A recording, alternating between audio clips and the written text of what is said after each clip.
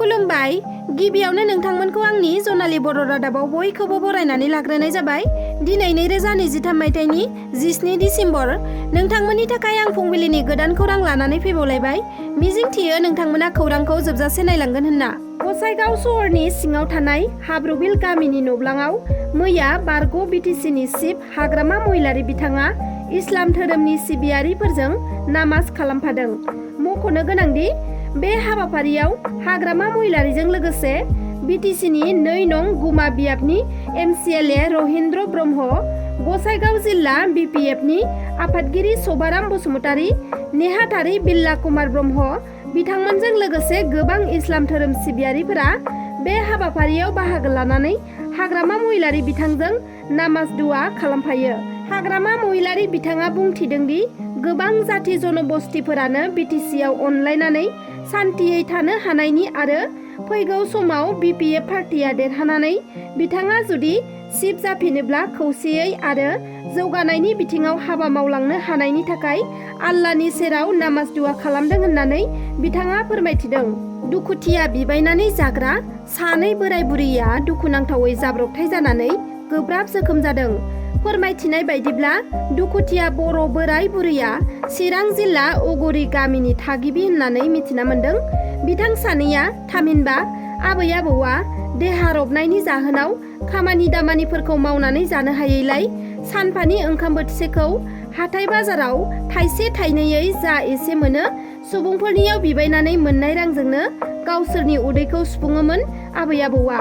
मैयानि दिनावबो बिथां सानैया चिरां जिल्लानिनो खैला मैला बाजाराव थाइसे थाइनै जा एसे मोनो बिबायनो थाखाय थांदोंमोन आरो बाजाराव बिबायखांना इ-रिक्साजों न' फारसे फैफिननाय समावनो पर्बतजरा गामिनि लामायाव इ-रिक्सा गारिया बेलथायहैदों। बे जाब्रबथायाव बिबायारि आबैनि आथिङा बायनानै गोब्राब जोखोम जादों आरो आबौआबो जोखोम जादों। दा बिथां सानैखौ फाहामथायनि थाखाय देहा फाहामसालियाव लांनाय जाबाय होनना खौरां मोननाय जादों। दुखुनांथावनि बाथ्राया बेसोदि बोराय बुरैया बिबाय मागिबायसो जाखायोमोन, नाथाय दा बुरैनि आथिङाबो बायबावबाय। बिथांमोनहा फिसा फिसौ दंना गैया बेखौ रोखा मिथिनाय जाथ'वाखै। सानै उन्दै गथ'साफोरखौ मबाइल खावनायनि दायाव बुनानै पुलिसजों हमजाबाय सासे गलादारा। बे जाथाया जादों सनितपुर जिल्लानि दिखियाजुलियाव। दादुल शर्मा मुंनि सासे गलादारा मबाइल खावनायनि दाय होनानै सानै उन्दै उन्दै गथ'साफोरखौ बुदों आरो सोबादों, लोगोसे गथ'नि इसिङारि बाहागोआवबो जोनानै होदों। जाथायनि बागै दादुल शर्मा बिथाङा फोरमायनाय बायदिब्ला सानै गथ'आ हाबानि ओंखाम जाखांना फैनायाव जि जोम गैयैलाय दखानावनो उन्दुना थाथोंसै साननानै बिथाङा अननानै अर लगायना होदोंमोन। नाथाय सानैबो गथ'साफोरा बिथांनि मबाइलखौसो खावनानै लांदोंमोन, जायनि थाखाय दादुल बिथाङा रागा जोंनानै गथ' सानैखौबो ट्राफिक पुलिस आरो गोबां मानसिफोरनि सिगाङावनो हमनानै बुदोंमोन आरो जोदोंमोन आरो सोबादोंबो। मिथिना मोननाय बायदिब्ला मबाइल खावनाय सानै गथ'आ जंगलपुथि गामिनि रिक्सा सालायना जिउ खुंग्रा गोरिब न'खरनि फिसाफोरमोन। ट्राफिक पुलिसा गथ'साफोरखौ बुनायखौ होबथानो नाजानायखौ नुनो मोननाय जादों, नाथाय मानसिफोरा गथ' बुनायखौ होबथानो नागारै नायबायल' थादोंमोन आरो खायसेया भिडिअबो बानायबाय थादोंमोन, जाय भिडिअआ दासान्दि ससियेल मिडियायाव भाइरेल जागासिनो। ट्राफिक पुलिसा सानै खुदियाखौ बुनायनिफ्राय रैखा खालामनानै थानासिम लाना थाङो आरो पुलिसनो गथायनानै होयो। आसा आफाद थामहिनबा आदिबासि फरायसा आफादा गथ' सानैखौबो साजा होग्रा दायनिगिरिनि सायाव गोख्रों साजा होनांगौनि दाबिजों दिखियाजुलि थानायाव FIR होनाय लोगो लोगोनो दिखियाजुलि पुलिस बिफाना गथ' सानैखौबो बुग्रा दादुल शर्माखौ हमनानै केस नाम्बार 243/23 आन्डार सेक्सन 307 आव केसखौ रेजिस्टार खालामबाय आरो सानै उन्दै खुदियाखौ CWC नि जोहै थानायाव लाखिनाय जाबाय होननानै पुलिस बिफाननिफ्राय फोरमायथिदों। फिन आरोबाव कर'ना भाइरासनि गिख्रंथाव थासारि सोमजिदों। कर'ना भाइरासजों फिन आरोबाव 56,000 सुबुंफोरा गिनो गोनां जानानै दं होनना खौरां मोननाय जादों। थांनाय 2019 मायथाइनिफ्रायनो कर'ना भाइरासनि गाग्लोबनायाव बुहुम नाङैनो दाब दाब जायगायाव लाख लाख सुबुंफोरा थैनो गोनां जादोंमोन। बे गिख्रंथाव बेरामा चाइनानिफ्राय फैदोंमोन आरो जोंनि भारत हादरावबो हाबफैनानै लाख लाख सुबुंफोरा थैनांगौ जादोंमोन। नाथाय कभिड-19 भेक्सिनखौ हादर नाङैनो लानानै बे भाइरासखौ होबथानो हादोंमोन। नाथाय फिन आरोबाव बे समाव कभिड-19 एबा कर'ना भाइरासआ गोसारफिननायखौ खौरां मोननाय जादों। दासान्दि सिंगापुराव गोसारदों कर'ना भाइरासआ। सिंगापुराव कर'ना भाइरासनि गिख्रंथाव महर लानायखौ नुनो मोनदों।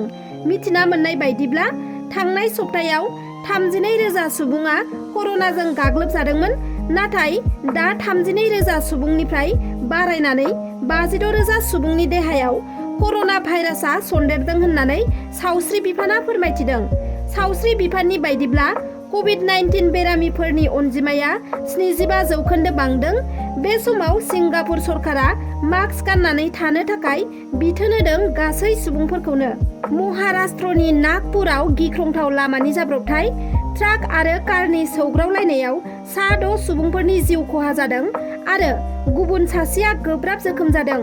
बे जाब्रबथाया शुक्रबार मोनानि 12 रिंगानिफ्राय 2 रिंगानि गेजेराव जादों।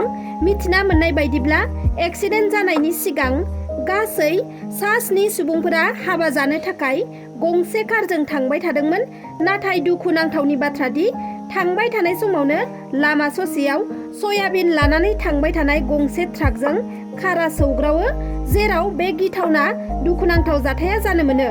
बे जाब्रबथायाव गासै 6 सुबुंफोरानो थैनो गोनां जादों आरो सासेखौ गोब्राब थासारियाव मेडिकेलाव लांनाय जादों। जाथाय जानायनि उनावनो पुलिस बिफाना ट्राक ड्राइभारखौ एरेस्ट खालामबाय। 5,000 रां मोनिनि थाखायनो गावनि जोनोमगिरि बिमाखौ बुथारदों। जाय बिमाया गोरबोआव थानायनिफ्राय लानानै देरजासिम गोबां खस्थ'नि गेजेरजों खांदों बाबोदों, बेबादि बिमाखौनो 5,000 रां बिनायाव मोनिनि थाखायनो बिमाखौ बुथारदों आरो बिमानि गोथै देहाखौ सुटकेसआव सोनानै दैयाव गारहरनो नाजादोंमोन दुथाङा। बे जाथाया हारियानायाव जादों। बुथारग्रा दायनिगिरिनि मुङा हिमांशु आरो बिसोरो गुबैयै बिहारनि गपालगन्जनि थागिबि, नाथाय हारियानायाव थायोमोन। 5,000 रां बिनायाव मोनिनि थाखायनो जोनोमगिरि बिमाखौ बुथारदों। बिनि उनाव गोथै देहाखौ दोनखुमानो थाखाय सुटकेसआव सोनानै दैयाव गारहरनो नाजादोंमोन दुथाङा। गोथै देहा थानाय सुटकेसखौ लानानै रेलगारिजों इउपिनि प्रयागराज फारसे थांनो नागिरदोंमोन। बेयावनो सुटकेसखौ गिलिर नुनायाव सुबुंफोरा सन्देह खालामनानै पुलिसनो मिथिहोदोंमोन। बिनि उनावनो पुलिसआ सिग्रोमफैदों आरो गोथै देहाखौ सुटकेस सिङाव हमनो हादों। दिनैनि खौराङा बेखिनियानोमोन। नोंथांमोना जुदि आंनि खौरांखौ खोनासंनानै मोजां मोनदोंब्ला अन्नानै लाइक, साबस्क्राइब, शेयार आरो कमेन्ट खालामगोन होनना मिजिंथिबाय। एसेनोसै, गोजोन्थों।